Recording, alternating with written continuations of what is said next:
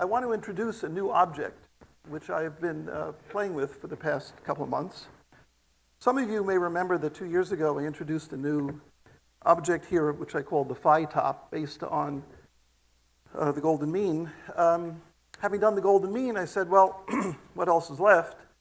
Well, there's pi, there's e, and there's I. So today I'm going to talk about the PiTOP,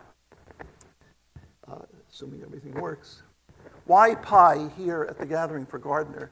Before coming, I took a look at a lot of Martin Gardner's writings, and he's written sometimes, many times, about a given mathematical topic. But pi didn't appear that often, at least in my search and discovery.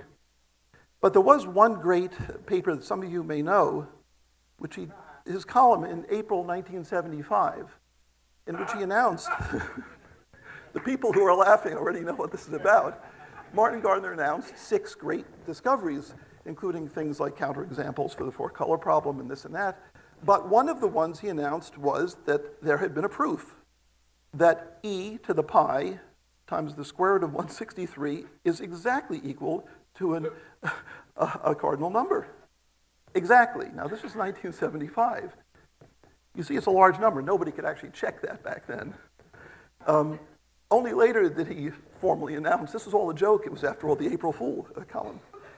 Yesterday, Jim Gardner told me about another great story, so ask Jim about it, where Martin Gardner used pi in his playfulness. So I am a physicist, not a mathematician, and as you heard in that earlier talk about dice, I'm trying to make a real object, some kind of a top, based on pi. So what is this object? Let me just say it's a thing, which is sitting up here. It's a disk. So we were just hearing about fair coins, and this is a real-world disk. You can see there's a disk here.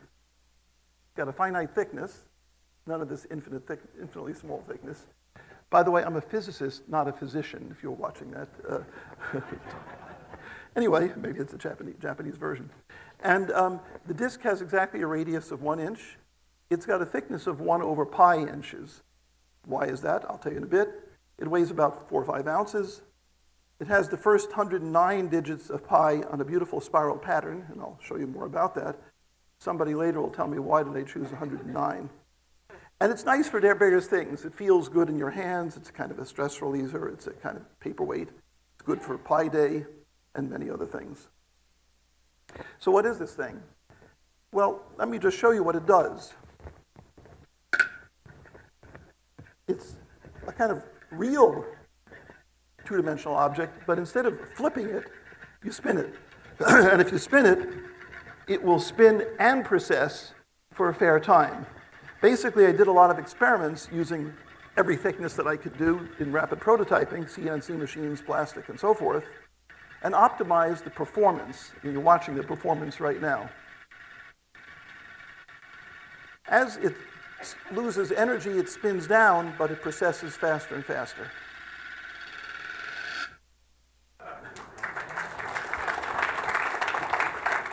And it has, in fact, what we call in physics a finite time singularity. As the angle that it makes, this is the angle it makes with the horizontal, decreases, the precession frequency increases without limit. One other property of this, which is kind of nice to point out, is that if you take this object, so I have here a blank of the PiTOP and a cube. The edge length of the cube is 1 inch. The radius of the PiTOP is 1 inch. And they have exactly the same volume.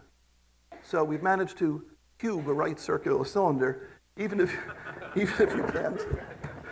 can't square the circle with a straight edge and a compass and a finite number of steps. One other remark to make before I finish, maybe early, is that this is a companion piece to the PiTOP, which is over here, which I had introduced 2 years ago. And the PiTOP has the opposite kind of motion. You spin it and it stands up. Instead of lying down, it stands up. And I think they're nice companion pieces. So if with any luck, I'm out of time. Thank you for your attention. Yes, perfect. Do I get 1 minute, 10 seconds to go. So you get the coin. You get the coin.